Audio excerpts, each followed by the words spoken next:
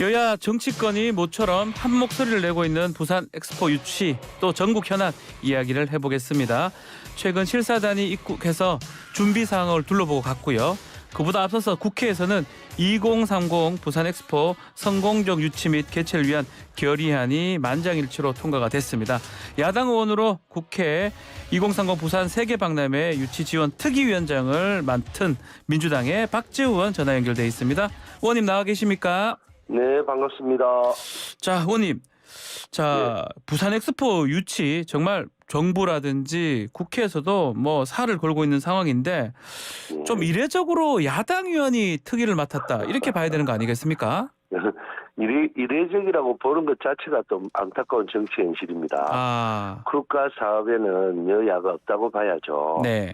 그리고 2030 부산 세계박람회는 부산의 행사가 아닌 대한민국의 국가 사업입니다. 음흠. 우리나라가 향후 20년간 유치하고자 하는 월드 이벤트 중에서도 가장 규모가 크고 네. 파급 효과도 큰 행사가 엑스포입니다. 음흠. 당연히 야당도 힘을 보태고 함께 해야죠.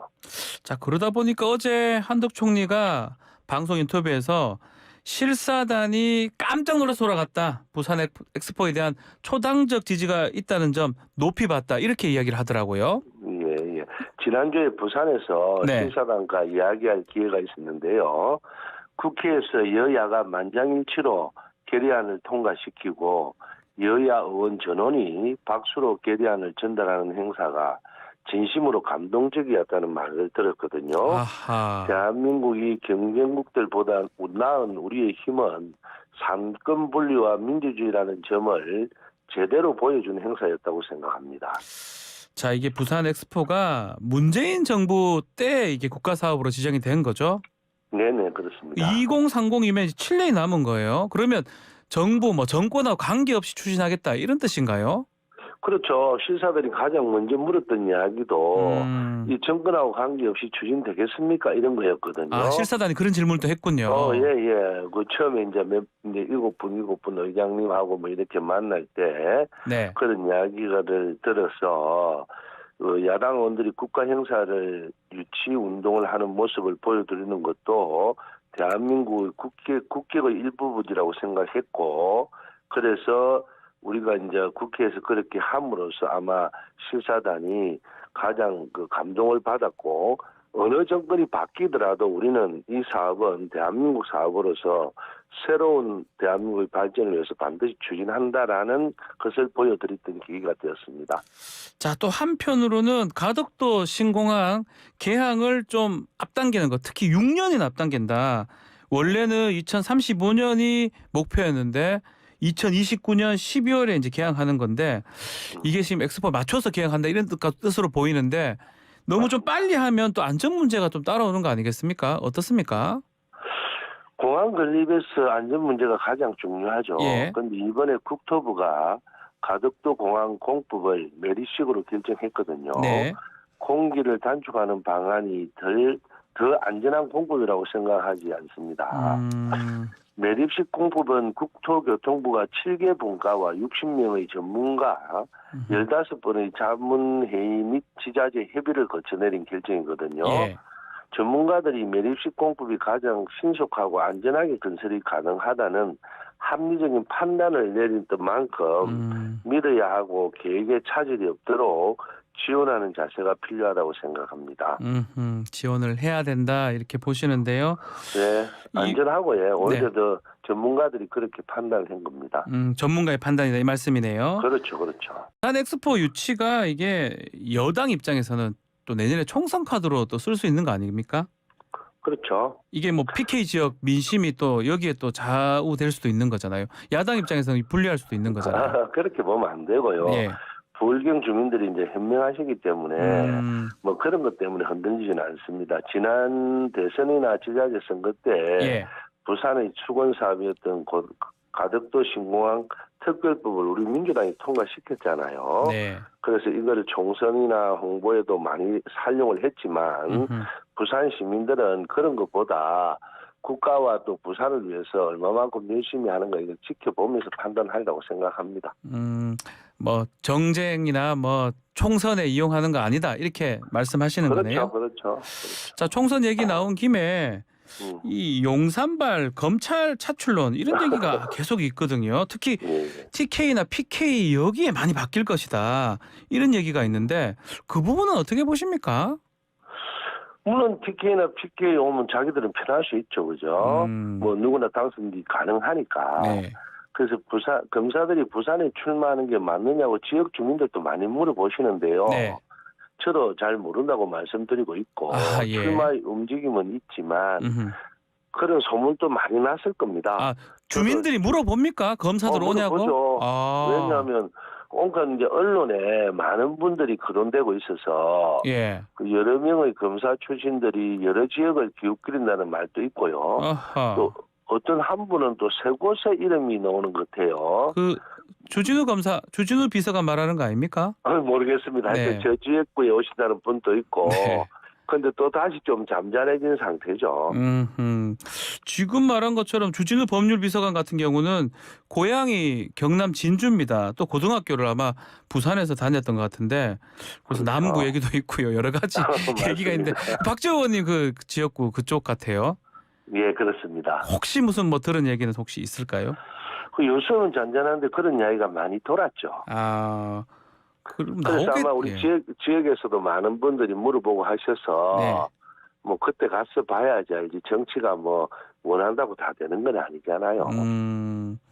혹시 나온다면 뭐 불안하거나 이런 게 있을까요? 어떻습니까? 뭐 누가 와도 뭐 우리는 온갖 계속 붙어왔기 때문에 최선을 다하고 주민들을 위해서 예. 뭐 지역에서 아주 열심히 하고 또 부산과 뭐 자기 지역 열심히 하고 또 국가를 위해서 뭐 어떤 한쪽에도 너무 일방적으로 편드는 것보다 정치를 큰 정치에서 중립적인 입장에서 봐야지 막말을 하거나 네. 또 너무 일방적인 이런 이야기를 하게 되면 주민들이 싫어하죠. 만약에 이게 지금 뭐 아직 괴담이다. 장제원 의원은 그런 얘기를 하긴 하는데 이 대통령하고 가까운 검사 출신들이 총선에 많이 나온다면 민주당 입장에서 이게 유리한 건지 또 어떻게 또 대응을 해야 됩니까? 특히 부산에 이제 검사 출신 이야기가 많이 나오는 많이 것은 나옵니다. 그분들 입장에서는 부산을 만만하게 보는 건 아니겠습니까? 출마만 하면 당선할 만한 곳이다 이래 보는 거죠. 예. 그렇지만 요즘 대통령 인기도 별로 그리 지역에서도 안 좋습니다. 아하. 또 지역구를 다녀보면 예. 평가가 좋지 않다고 느끼는데 뭐 나머지는 다른 당의 내부 사정이라서 제가 뭐라고 말씀드릴 입장은 아니고요. 네.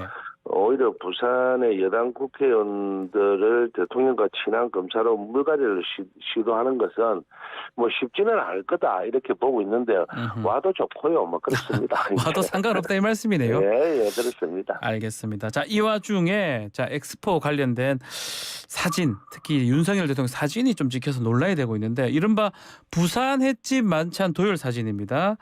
그래서 뭐 이거 대통령실 입장에서는 엑스포 유치 지원을 위한 공식적인 자리였다. 또 민생협치 자리였다라고 하는데 의원님 어떻게 보십니까? 뭐 김동연 지사 같은 경우는 뭐 참석도 안 했던 것 같더라고요. 그렇죠. 왔다가 또 이제 야당 쪽은 다 빠졌고요. 제가 볼 때 예. 일단 이제 국민들이 보시기에는 현재 경제 사정이 좋지 않지 않습니까? 네. 대통령과 권력 시세들이 한가하게 도심 한복판에서 만찬도 하고 도열해서 인사하는 모습이 좋게 보이진 않았을 겁니다. 그리고 이런 대통령의 동선이 사진으로 만천하에 공개된다는 것 자체도 예. 경호상, 의전상에 좀 문제가 있지 않나 생각이 들거든요. 물론 뭐 지나가는 시민들이 찍었겠지만 너무 그런 곳에 장소를 정한 것도 좀 그럴 것 같습니다. 도열하고 이런 모습이 사실 있었나요? 저 대통령이 이게 도열하고 이런 거 본 적이 전 잘 기억이 횟집이나 뭐 술집에서 이렇게. 물론 이제 외국에 출국가 있거나 또는 무슨 이제 청와대 안에서 인사를 할 때 거기서야 뭐 도열할 수도 있죠. 도열도 할 수도 있죠. 예. 그래서 뭐 경호상 도열이 맞다는 분도 있지만 구태라는 분들도 아니겠습니까? 그래서 저는 누가 하느냐에 따라서 국민들이 다르게 받아들일 것 같거든요. 평소에 대통령이 좀 소탈하고 뭐 이제 편안하게 이래 하시는 분이 있으면 뭐 그런 수도 있다고 하지만 뭐 윤석열 대통령 아시다시피 검찰총장 출신이고 그렇죠. 또 검찰공화국 이미지를 만들고 있는 대통령인데 좀 권위적이잖아요. 이런 분이 도심 한복판에 쭉 나열해서 뭐 도열해서 이래 하면 국민들이 볼 때는 진짜 권위적이다 이렇게 볼 수밖에 없지 않겠습니까? 부산 시민들은 어떻던데요? 부산 시민들도 많이 뭐라 하죠.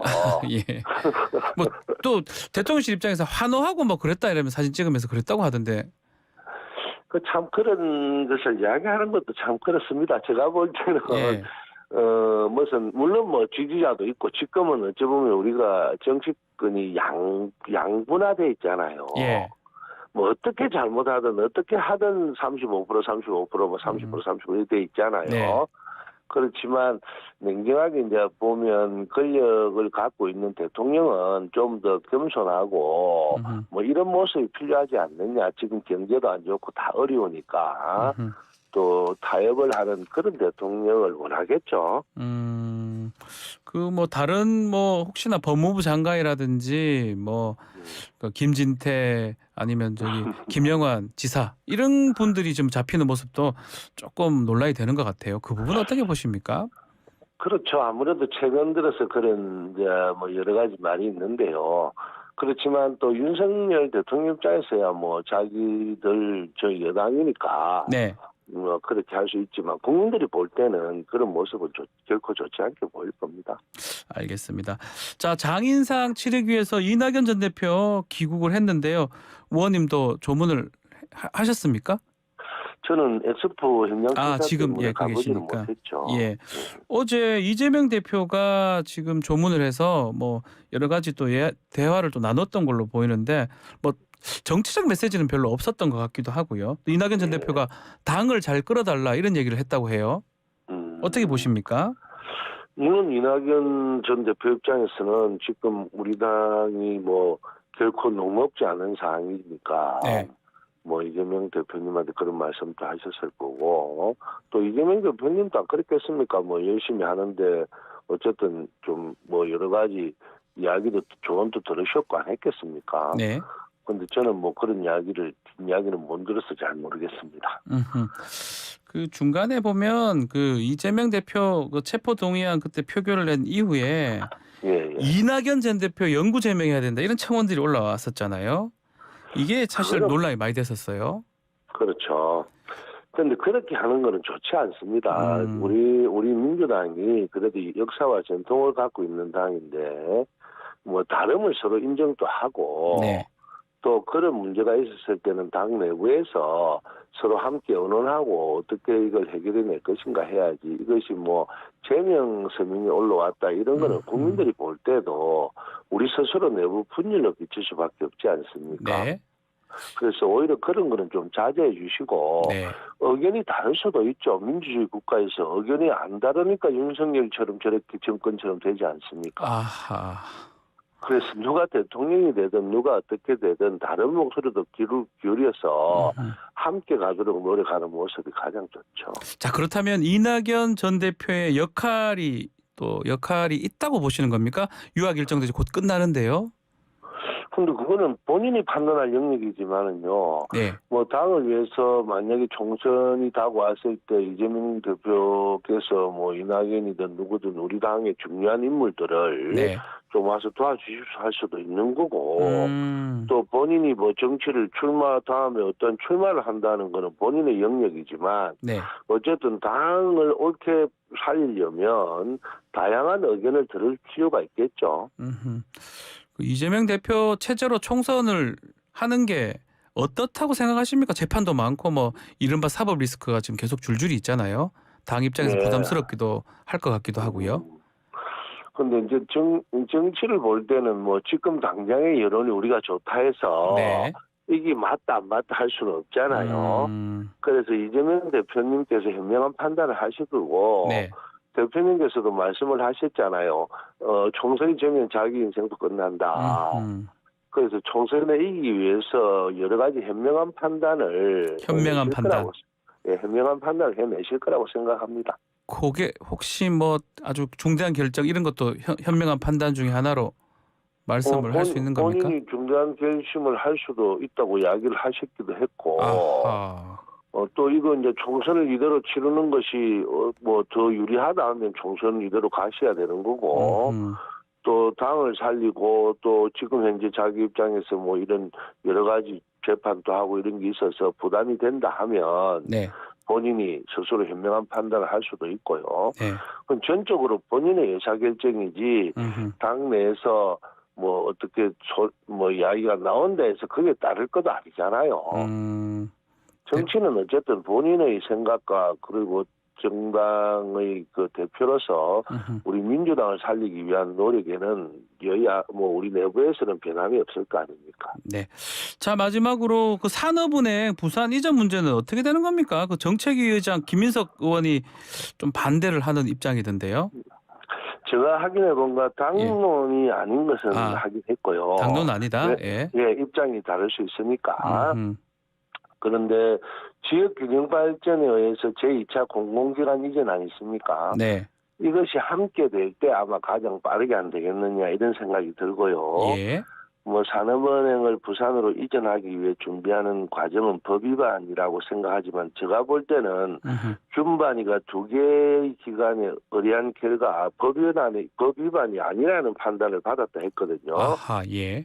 그래서 저도 이거는 뭐 법 위반은 아니지만 이것이 되려면 제2차 공공기관 이전을 함께 해야 된다라는 의견에는 변함이 없습니다. 알겠습니다. 자, 오늘 말씀 여기까지 듣겠습니다. 감사합니다. 네, 고맙습니다. 박지호 더불어민주당 의원과 함께했습니다. 1부 마치겠습니다.